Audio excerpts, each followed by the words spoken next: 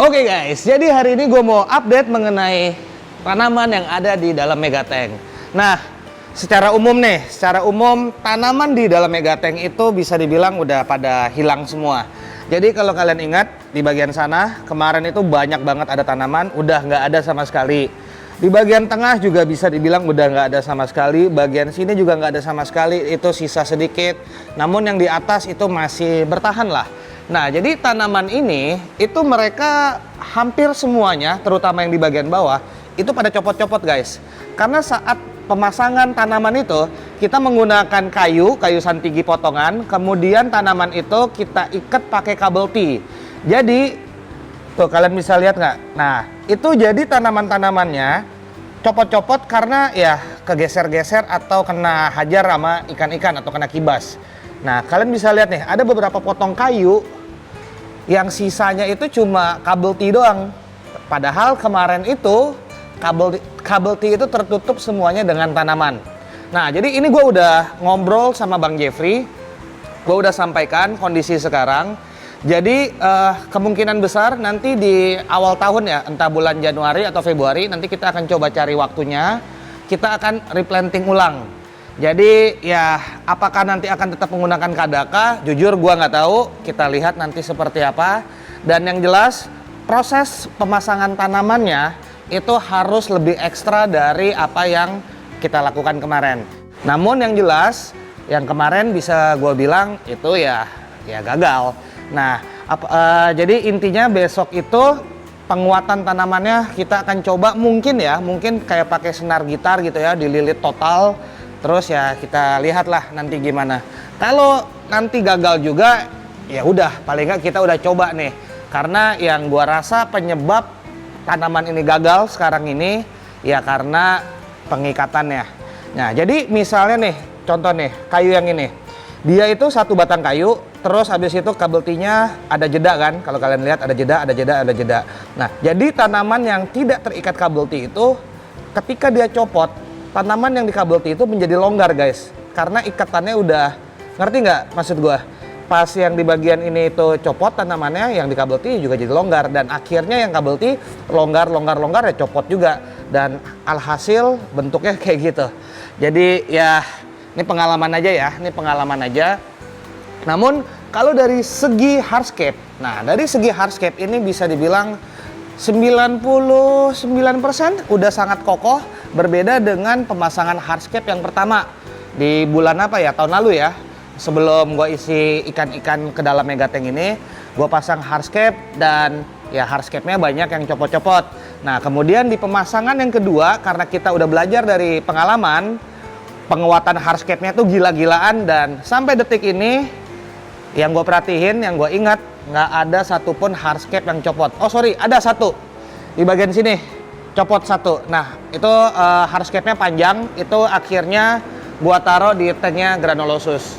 Jadi selain satu hardscape yang copot, itu nggak ada satupun yang copot-copot lagi. Jadi emang kita belajar nih, udah pasang sekali ada yang kurang kita perbaiki. Nah, seperti itu. Karena ini kan konsepnya kita menggabungkan aquascape, hardscape dengan ikan-ikan yang ukurannya itu nggak kecil guys, ukurannya nggak kecil. Jadi ya ini emang resiko yang harus diambil, dan ya moga-moga kita semua bisa belajar dari apa yang ada di Megatank ini ya. Karena jujur aja gue ini lagi mencoba mencari tantangan baru ya. Pengen sih besar harapan gue untuk bisa sukses menggabungkan aquascape dan juga ikan predator dengan kondisi-kondisi tertentu. Jadi ya nantilah kita lihat, insya Allah bulan Januari atau Februari Bang Jeffrey kesini lagi, nanti kita diskusi bareng sama dia. Karena gue nggak mau ngomong terlalu panjang lebar, karena jujur aja mengenai dunia aquascape bukan bidang gue. Jadi dibanding gue salah-salah ngomong apa gimana kan.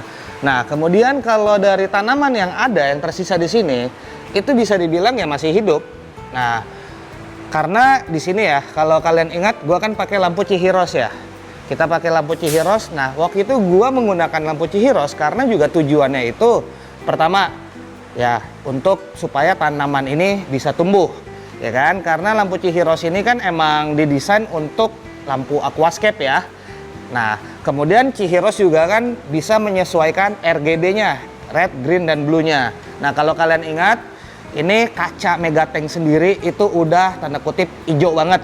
Nah, jadi makanya gua bisa menyesuaikan warna air atau warna apapun yang ada di dalam Megatank gua ini dengan menyesuaikan red, green, dan blue-nya. Tinggal gua kurangin green-nya sehingga dapat komposisi apa yang kalian lihat sekarang ini. Makanya kalau di atas kalian lihat lampu Chihiros gua itu warnanya lebih ke ungu gitu loh guys. Nah, jadi di sini ada sedikit perubahan yang sebenarnya udah gua lakuin itu dari bulan 7 ya, bulan Juli, cuma nggak gua update. Nah, gua akan tunjukin nih ke kalian apa yang gua ubah nih. Jadi kalau kalian ingat di bagian sana itu kemarin gua punya aquaponik. Jadi gue punya bak fiber yang gue isi dengan sirih gading. Nah, jadi karena atap ini gue tutup, jadi nggak ada lagi matahari yang masuk, dan ini benar-benar ketutup total. Dan gue menggunakan lampu Vivaria, dan gue gabung dengan lampu Chihiros. Dan kemarin itu karena banyak tanaman aquascape, yaitu kadaka yang segitu banyaknya di dalam Megatank ini, gue mikir ngapain lagi gue pakai sirih gading gitu kan.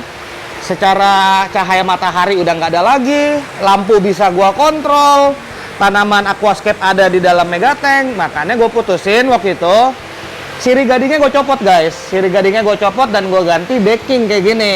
Supaya apa ya, supaya bisa nikmatin lah di sini gitu. Karena di sana kan udah keambil dengan bak fiber ya, kurang lebih sih seperti itu. Namun ada beberapa sirih gading yang masih gue taruh, yang waktu itu ukurannya besar-besar. Ini gua taruh di atas hardscape yang tidak terkena air. Jadi masih ada sih aquaponiknya sedikit-sedikit, tapi jumlah ini nggak ngaruh sebenarnya. Sebenarnya jujur aja nggak ngaruh sih kalau sedikit ini. Karena kemarin itu kan ini emang sirih gadingnya banyak banget yang ada di sana. Gitu.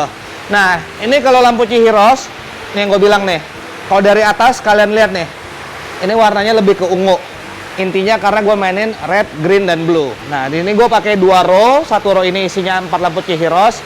Kalau siang hari gue nyalain dua-duanya. Semuanya udah pakai timer. Nah, di sini nih. Ini panel untuk lampu. Di sini semua, guys. Ya. Jadi kalau malam bagian belakang yang nyala, dan kalau siang semuanya nyala. Nah, mungkin kalian merhatiin juga nih, kenapa lampu Chihiros gua kok bentuknya agak miring sedikit gini ya?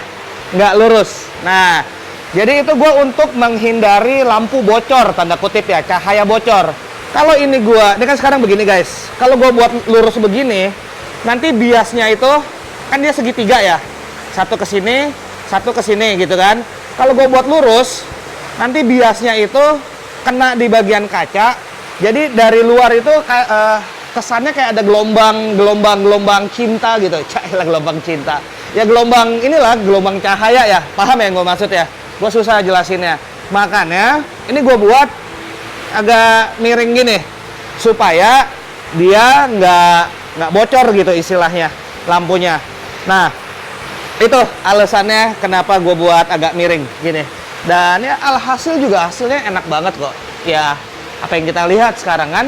Nah, kemudian salah satu dampak dari salah satu dampak dari aquaponik gua copot waktu itu.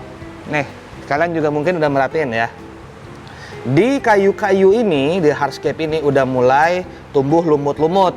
Karena ya sekali lagi gua menggunakan lampu yang emang didesain untuk dapat menghidupkan tanaman, dan di air ini ada nutrien. Nah, selama ini kenapa sebelum-sebelumnya pakai cahaya matahari pun kayu-kayu ini tetap bersih, karena nutrien yang dibutuhkan alga untuk bisa tumbuh itu udah kesedot sama sirih gading gua. Namun sirih gading gua keluarin, kemudian tanaman juga udah banyak yang hilang, sehingga ya lumut-lumut di hardscape ini ya jadi pada tumbuh. Ya itulah gue bilang, gue agak blunder jujur aja ya, gue agak blunder. Kenapa sih waktu itu gue copot itu aquaponik gue? Tapi ya udah, itu nanti tinggal gue pasang aja karena baknya masih ada di belakang, tinggal gue pasang lagi kalau gue rasa gue butuh. Jadi ya mungkin itu yang bisa gue update. Intinya untuk hardscape itu semua udah oke banget. Kita udah menyempurnakan dari kekurangan kemarin. Nah, tinggal aquascape-nya harus coba kita perbaiki, kita cari teknik yang lebih bisa diterima di dalam kondisi tank-tank yang ada yang berisi ikan-ikan berukuran monster. Sisanya sih gua rasa oke-oke aja ya. Ini semua udah mantep ya. Oke, jadi mungkin itu aja video singkat gua kali ini. Semoga video ini sedikit banyak dapat menghibur dan see you guys in my next video. Bye bye.